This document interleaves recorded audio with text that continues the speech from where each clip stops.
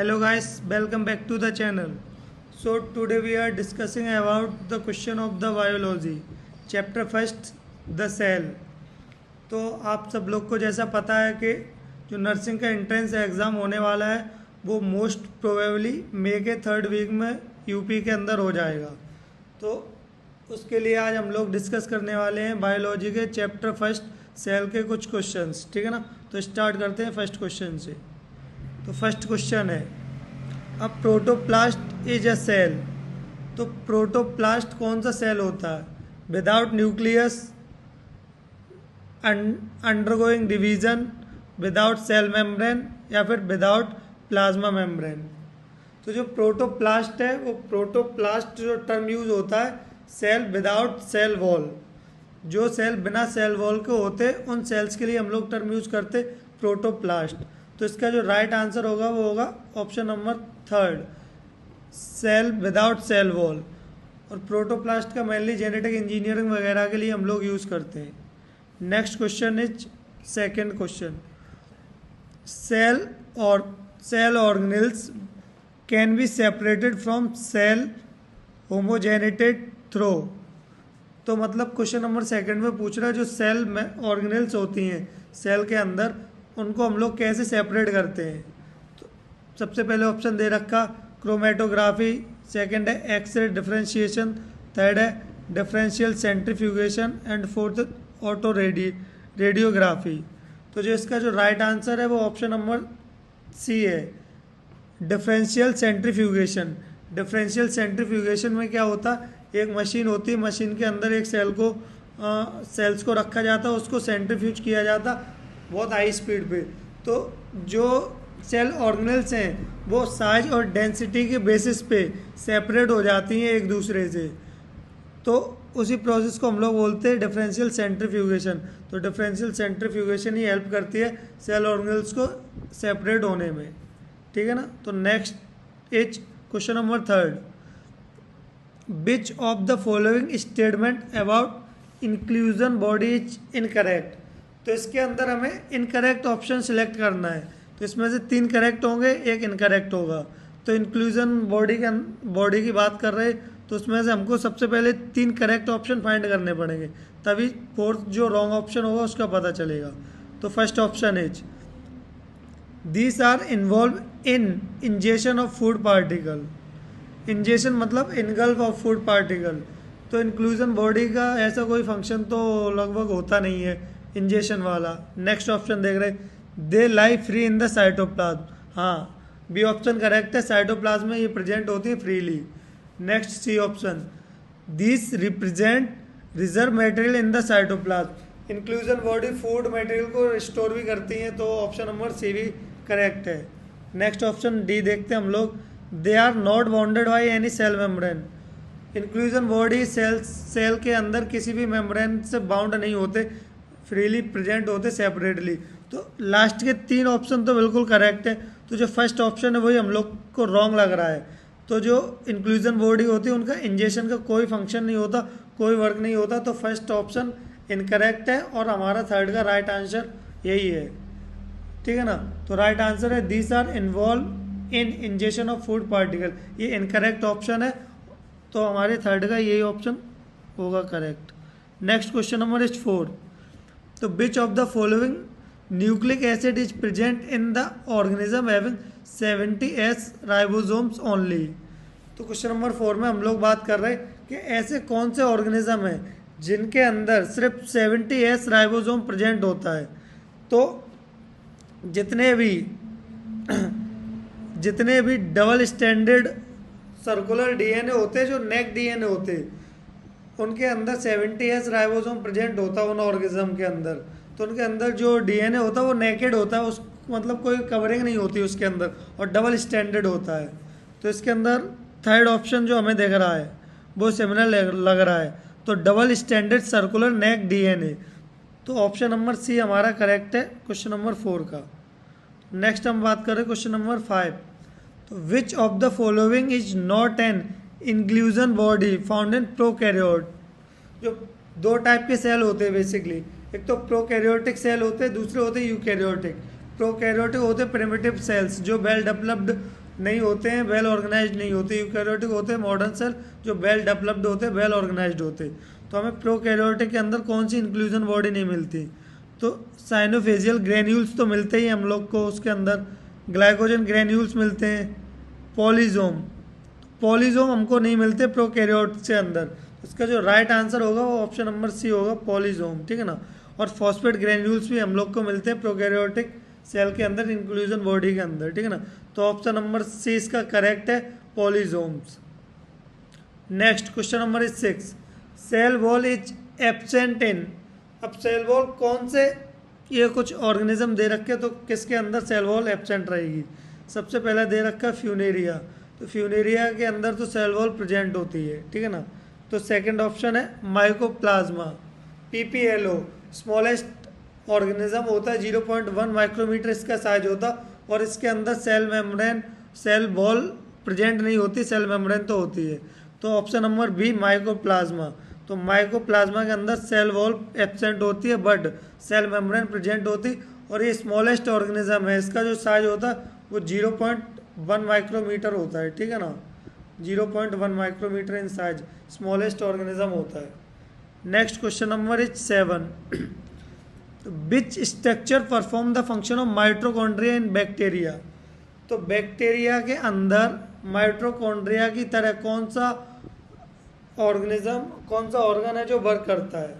ठीक है, तो इसका जो न्यूक्लियोइड्स तो करते नहीं, राइबोसोम का फंक्शन है प्रोटीन की सिंथेसिस कराना, और माइटोकॉन्ड्रिया का फंक्शन है एनर्जी का प्रोडक्शन कराना, तो ये तो राइबोसोम करेगा नहीं। सेल वॉल थर्ड ऑप्शन है, तो सेल वॉल का फंक्शन होता प्रोटेक्शन कराना, सेल को सेफ प्रोवाइड करना, तो इसका भी फंक्शन एक मेम्ब्रेन का फॉर्मेशन करना, ठीक है ना, और वो उसको प्रोटेक्शन प्रोवाइड करे, तो यही होती ग्लाइकोकैलेक्स। तो बैक्टीरिया को बेसिकली ये प्रोटेक्शन, एक लेयर का फॉर्मेशन करती है और बैक्टीरिया को प्रोटेक्शन प्रोवाइड कराती है, ठीक है ना। तो ऑप्शन देखते हैं, तो first option, a layer surrounded the cell wall of the bacteria, हाँ ये भी ठीक हो सकता है। Next option number B, a layer present between cell wall and cell membrane of the bacteria. Cell wall और सेल मेम्ब्रेन के बीच में नहीं प्रेजेंट होती, ये आउटर मोस्ट लेयर का फॉर्मेशन कराती, तो बी ऑप्शन तो होगा नहीं। Cell wall of the bacteria cell wall नहीं बनाती है, मतलब एक लेयर का फॉर्मेशन कराती है जो ग्लाइकोप्रोटीन की होती है, ठीक है ना, ग्लाइकोलिपिड की। Next option number D, bacterial cell glyco engineer to possess an glycosylate protein, तो ये भी नहीं। तो इसका जो राइट ऑप्शन होगा वो ऑप्शन नंबर ए करेक्ट होगा, a layer surround the cell wall of the bacteria. तो ग्लाइकोकैलेक्स है वो सेल वॉल को ही सराउंड करती है, एक लेयर फॉर्मेशन करती है लिपिड और प्रोटीन का, जो बैक्टीरिया को प्रोटेक्शन प्रोवाइड कराता। तो ऑप्शन ए करेक्ट है क्वेश्चन नंबर 8 का। Next question number is 9, which is the important site of formation of the glycoprotein and glycolipid in eukaryotic cell. तो यूकैरियोटिक सेल के अंदर ग्लाइकोप्रोटीन और ग्लाइकोलिपिड का फॉर्मेशन कौन कराता है? तो पेरोक्सिसोम तो नहीं कराते हैं। नेक्स्ट गोल्गी बॉडीज, थर्ड है पॉलीसोम, एंड फोर्थ है एंडोप्लाज्मिक रेटिकुलम। जो फोर्थ ऑप्शन है इसमें तुम लोग कंफ्यूज मत होना, क्योंकि एंडोप्लाज्मिक रेटिकुलम का भी फंक्शन क्या है? एंडोप्लाज्मिक रेटिकुलम बेसिकली 2 टाइप का होता है, एक तो SER स्मूथ एंडोप्लाज्मिक रेटिकुलम, दूसरा होता है RER रफ एंडोप्लाज्मिक रेटिकुलम। जो रफ एंडोप्लाज्मिक रेटिकुलम होता है उसके ऊपर ग्रेन्यूल प्रेजेंट होते हैं और वो राइबोसोम प्रेजेंट होते हैं ग्रेन्यूलेशन के फॉर्म में, तो उसका काम होता है प्रोटीन का सिंथेसिस कराना।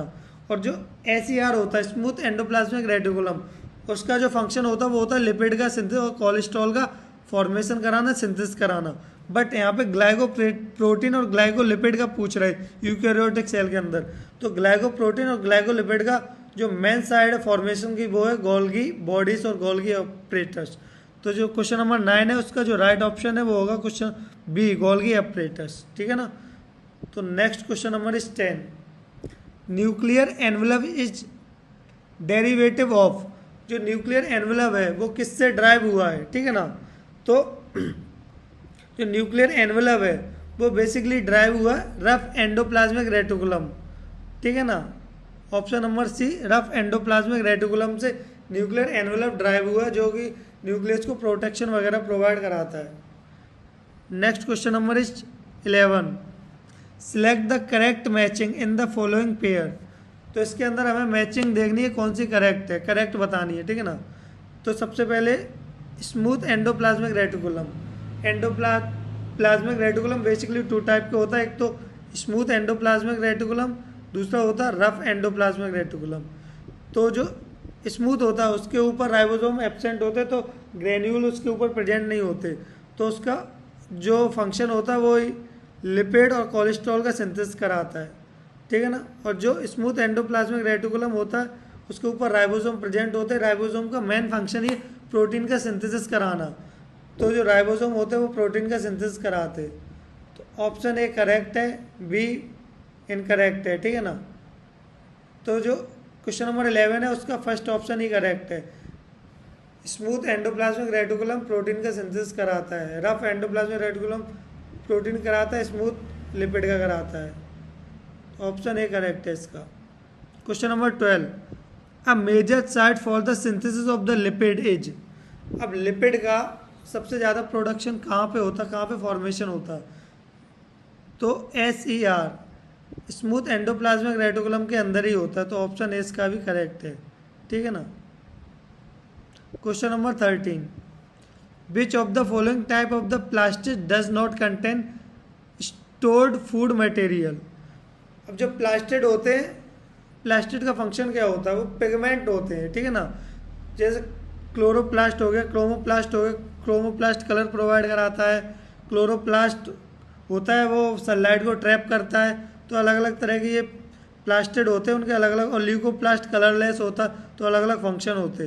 तो इसके अंदर पूछ रहा कौन सा प्लास्टिड है जो फूड को स्टोर नहीं करता है, ठीक है ना। तो इसका जो राइट ऑप्शन होगा वो ऑप्शन है option number B, chromoplast. Chromoplast के अंदर फूड का स्टोरेज बिल्कुल भी नहीं होता है, और एक कलर प्रोवाइड कराता है, ग्रीन कलर जो लीफ को प्रोवाइड कराता है वो क्रोमोप्लास्ट ही कराता है, और फूड को स्टोर नहीं कराता। बाकी जो प्लास्टिड है वो थोड़ा बहुत फूड का स्टोरेज कराते हैं। Next question number is 14, ribosomal RNA is actively synthesized in.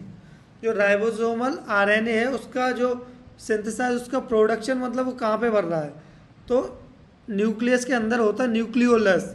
Nucleolus के अंदर ही राइबोसोम का फॉर्मेशन होता, फिर राइबोसोम हेल्प करता है प्रोटीन सिंथेसिस के अंदर।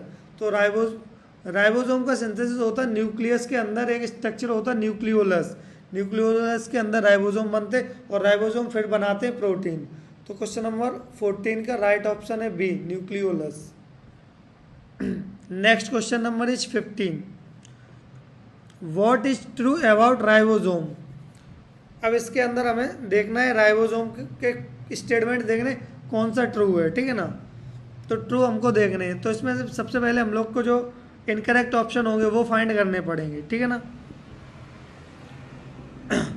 तो सबसे फर्स्ट ऑप्शन है prokaryotic ribosome are 80S where S stand for sedimentation coefficient. तो ये गलत है। जो प्रोकैरियोटिक होते हैं उनके अंदर बेसिकली 70S राइबोसोम होता है, तो ऑप्शन ए इसका इनकरेक्ट है। Option number B, these are composed of ribonucleic acid and protein. तो ऑप्शन नंबर बी सही है। तो जो राइबोसोम होते हैं वो राइबोन्यूक्लिक एसिड और प्रोटीन से ही बने हुए होते हैं, ठीक है ना। ऑप्शन नंबर बी इसका करेक्ट है। Option number C, these are found only in eukaryotic, नहीं, प्रोकैरियोटिक सिंथेसाइज, उसका प्रोडक्शन मतलब वो कहाँ पे बढ़ रहा है, तो न्यूक्लियस के अंदर होता है न्यूक्लियोलस। न्यूक्लियोलस के अंदर ही राइबोसोम का फॉर्मेशन होता, फिर राइबोसोम हेल्प करता प्रोटीन सिंथेसिस के अंदर। तो राइबोसोम का सिंथेसिस होता है न्यूक्लियस के अंदर, एक स्ट्रक्चर होता है न्यूक्लियोलस। न्यूक्लियोलस के अंदर राइबोसोम बनते, और राइबोसोम फिर बनाते हैं प्रोटीन। तो क्वेश्चन नंबर 14 का राइट ऑप्शन है B, nucleolus. Next question number is 15, what is true about ribosome. अब इसके अंदर हमें देखना है राइबोसोम के स्टेटमेंट देखने कौन सा ट्रू है, ठीक है ना। तो ट्रू हमको देखने हैं, तो इसमें से सबसे पहले हम लोग को जो इनकरेक्ट ऑप्शन होंगे वो फाइंड करने पड़ेंगे, ठीक है ना। तो सबसे फर्स्ट ऑप्शन है prokaryotic ribosome are 80S where S stand for sedimentation coefficient. तो ये गलत है। जो प्रोकैरियोटिक होते हैं उनके अंदर बेसिकली 70S राइबोसोम होता है, तो ऑप्शन ए इसका इनकरेक्ट है। Option number B, these are composed of ribonucleic acid and protein. तो ऑप्शन नंबर बी सही है। तो जो राइबोसोम होते हैं वो राइबोन्यूक्लिक एसिड और प्रोटीन से ही बने हुए होते हैं, ठीक है ना। ऑप्शन नंबर बी इसका करेक्ट है। Option number C, these are found only in eukaryotic, नहीं, प्रोकैरियोटिक दोनों फाइंड होते हैं। They are self splitting intron of the some RNAs, ये भी गलत है, सेल्फ स्प्लिट नहीं करते ये। Next question number 16, important site for formation of glycoprotein and glycolipid is. Glycoprotein और ग्लाइकोलिपिड का जो क्वेश्चन था वो पहले भी हम लोग सॉल्व कर चुके, तो इसका ऑप्शन बी है, गोल्गी एपरेटस और गोल्गी बॉडी। गोल्गी एपरेटस और गोल्गी बॉडी के अंदर ग्लाइकोप्रोटीन ग्लाइकोलिपिड का सिंथेसिस होता है मेनली, और प्रोटीन और लिपिड का एंडोप्लाज्मिक रेटिकुलम में होता है, ठीक है ना। तो next question number 70, peptide synthesis inside a cell take place in the. Peptide means protein. अब प्रोटीन का सिंथेसिस कौन कराता है, आप लोग को पता ही है, राइबोसोम जो मेन प्रोटीन की फैक्ट्री है, तो राइबोसोम इसका राइट ऑप्शन होगा। Ribosome is the primary factory of the protein. तो क्वेश्चन नंबर 17 का डी ऑप्शन करेक्ट है, राइबोसोम। राइबोसोम ही प्रोटीन का फॉर्मेशन कराता है। Next question number is 18, what are those structures that appear as beads on a string in the chromosome when viewed under the electron microscope। जब electron microscope से किसी भी chromosome को देखते हैं तो बीड्स ऑन स्ट्रिंग जो हम लोग को विजुअल होता है स्ट्रक्चर, तो वो क्या होते हैं, वो न्यूक्लियोसोम्स होते हैं, ठीक है ना, न्यूक्लियोसोम्स। यही हमें बीड्स ऑन स्ट्रिंग की तरह दिखते हैं जब भी हम इलेक्ट्रॉन माइक्रोस्कोप के अंदर किसी क्रोमोसोम को देखते हैं, ठीक है ना। तो राइट ऑप्शन होगा C, nucleosomes. Question number 19 sorry, in mitochondria protein accumulated in the. तो प्रोटीन कहाँ पे एक्यूमुलेट होती हैं, outer membrane, inner membrane, inter membrane space या फिर मैट्रिक्स। तो जो प्रोटीन का एक्यूमुलेशन होता है वो होता है इंटर मेम्ब्रेन स्पेस, मेम्ब्रेन के बीच में, इनर मेम्ब्रेन आउटर मेम्ब्रेन होती है, उन दोनों मेम्ब्रेन के बीच में स्पेस होता है, उसको बोलते हैं इंटर मेम्ब्रेन स्पेस। और मेम्ब्रेन के स्पेस के बीच, मतलब जो दोनों मेम्ब्रेन उनके बीच में जो गैप है, स्पेस है, वहीं पे प्रोटीन का एक्यूमुलेशन होता है। तो क्वेश्चन नंबर 19 का जो राइट ऑप्शन है वो है C, inter membrane space. Next question number is 20, which one of the following is not considered as a part of endo membrane system. Endo membrane system का कौन सा पार्ट नहीं, जितनी भी सेल ऑर्गेनेल्स होती है वो सब पार्ट होती है एंडो मेम्ब्रेन पार्ट का। तो गोल्गी एपरेटस सेल ऑर्गेनेल्स है, वैक्यूल्स ये भी सेल ऑर्गेनेल, लाइबोसोम सेल ऑर्गेनेल। तो बचा क्या, परऑक्सीसोम। परऑक्सीसोम ये सेल ऑर्गेनेल नहीं है, तो ये हमारा करेक्ट ऑप्शन होगा, ये हमारा पार्ट नहीं है एंडो मेम्ब्रेनस पार्ट का। इसमें नॉट पूछा गया क्वेश्चन में, तो ऑप्शन नंबर बी करेक्ट होगा, परऑक्सीसोम, ठीक है। Next is question number 21, which one of the following structure between two adjacent cell is an effective transport pathway। अब दो पास में सेल है, उन सेल के बीच में कनेक्शन होता है, उसको हम लोग टर्म देते हैं प्लाज्मोडेस्माटा। प्लाज्मोडेस्माटा क्या होता, दो पास में एडजेसेंट सेल है, उन सेल्स के बीच में कम्युनिकेशन होता, कुछ ट्रांसफर होना, तो उसी को टर्म, उस कंडीशन के लिए हम लोग टर्म यूज करते हैं प्लाज्मोडेस्माटा। तो इसका जो ऑप्शन होगा, ऑप्शन नंबर ए करेक्ट है, प्लाज्मोडेस्माटा।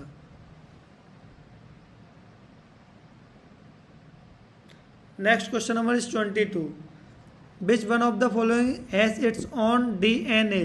तो माइटोकॉन्ड्रिया, आप सब लोग को पता है माइटोकॉन्ड्रिया एक ऐसी सेल ऑर्गेनेल है जिसके पास अपना खुद का डीएनए होता है। तो ऑप्शन नंबर ए करेक्ट है, क्वेश्चन नंबर 22 का माइटोकॉन्ड्रिया। नेक्स्ट प्लाज्मोडेस्माटा, आगे हम लोगों ने डिस्कस किया था। प्लाज्मोडेस्माटा क्या है, connection between two adjacent cell, ठीक है ना। ऑप्शन नंबर सी, दो अगल बगल सेल है, उन दोनों सेल्स के बीच में कम्युनिकेशन हो रहा, कुछ भी ट्रांसपोर्ट हो रहा, उसी कंडीशन को हम लोग टर्म देते हैं plasmodesmata. Next question number 24, cytoskeleton is made up of. तो साइटोस्केलेटन बेसिकली प्रोटीन और फिलामेंट का बना होता है, तो ऑप्शन नंबर सी इसका करेक्ट होगा, प्रोटीनेशियस फिलामेंट, ठीक है ना। सेल्यूलोज से बना नहीं होगा, ठीक है ना, कैल्शियम कार्बोनेट से भी नहीं बना होगा, तो ऑप्शन नंबर सी इसका करेक्ट है, प्रोटीनियस फिलामेंट। जो भी स्ट्रक्चर होता है साइटोस्केलेटल मीनिंग जो सेल का जो ढांचा होता है, स्केलेटन होता है, स्ट्रक्चर होता है, वो बेसिकली प्रोटीन और फिलामेंट से मिलकर बना होता, तो ऑप्शन नंबर सी करेक्ट होगा, proteinaceous filament. Next and last question, stroma in the chloroplast of higher plant contain, तो उसके अंदर light dependent reaction enzyme present होते हैं, ऑप्शन नंबर ए ही करेक्ट है। जो स्ट्रोमा होते हैं हायर प्लांट के, जो बड़े प्लांट होते हैं, तो उनके अंदर लाइट रिएक्शन चलती है, तो लाइट डिपेंडेंट रिएक्शन एंजाइम, तो यही कंटेन करके रखता है स्ट्रोमा, तो ऑप्शन नंबर ए करेक्ट है। ठीक है, थैंक यू गाइस, मिलते हैं हम लोग नेक्स्ट लेक्चर में।